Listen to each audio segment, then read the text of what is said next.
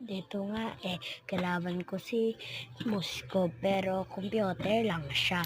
Kaya dito lumilingon-lingon lang ako. Tapos meron ako naisip na baka pwede ako maging Franco AX. Kanina nga pala meron akong binili sa item. Kaya akala ko tinira ako dyan ni Mosco pero hindi pala. Meron pala siyang kinain na red buff. Kaya pumunta ako sa damuhan pero nakita niya ako kaya hindi ko siya matamaan kasi ang kulit-kulit niya. Ang kulit!